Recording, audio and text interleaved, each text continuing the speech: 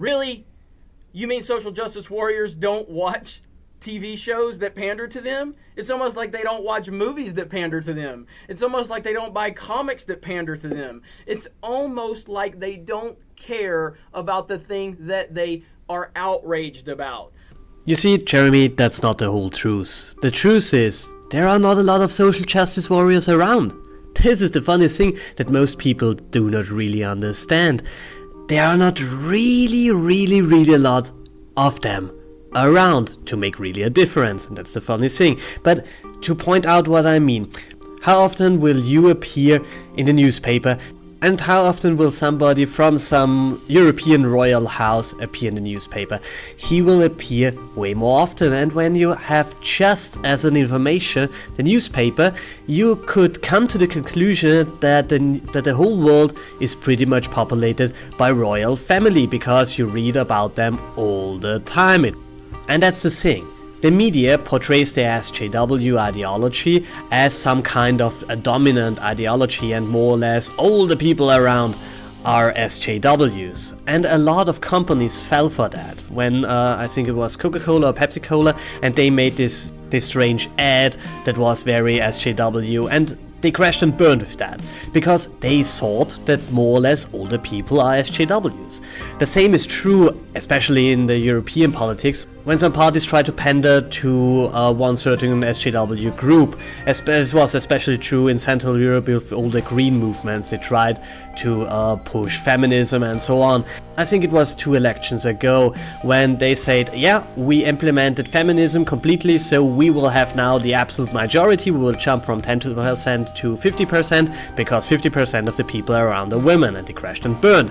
Why? Because they had the false notion that their politics are interesting for a majority of people. And that's the same what we have now in Hollywood. Most of the people in Hollywood are not even SJWs. They try to pander to them because they think they are the future, and they can make in the end business with them. But that's not true. They have a false understanding of what youth culture is.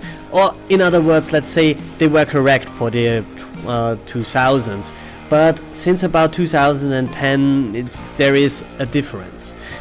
What I would predict is that in 2030 they will try to pander to a new kind of group, perhaps to anarcho-capitalists. Who knows what the next generation will endorse. But they want to make money. That's the thing. They also want to talk down to people. That's about rich guilt, because they know that they have a lot of money and they pretty much do not deserve it, because they are quite losers who make their living with pretending to be somebody else. That's rich guilt. And a lot of these rich guys are social justice warriors because of rich guilt. Make a whole video about that. But the thing is, SJWs are pretty much like our monarch families and royal families. They look like as if there were a lot of them around, but they're really not.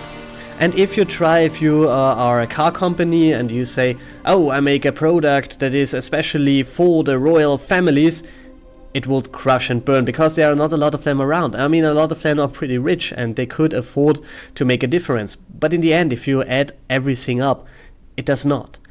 And that's the thing. And it's the thing that we have to repeat over and over again. There are not a lot of social justice warriors around. It looks like if they were a lot, but they are really not. If you shut down the media, you would find out that they are an absolute minority that we could ignore, as we could ignore the flat earthers or something like that.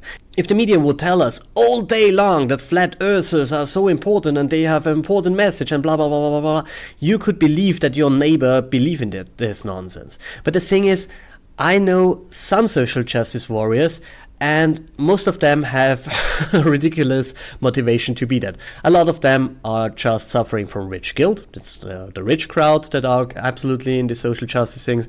Then we have a lot of the young people, they just want to rebel. And then we have some of the people who just are running with the crowd. They think that's the dominant ideology, and they want to run with the dominant ideology, because this is pretty much what they do. When the paradigm changes, they will run with the next crowd. It will be hilarious, But that's the thing. It's not that the social justice warriors don't buy comics and don't watch the Oscars and don't do this and that and this and that.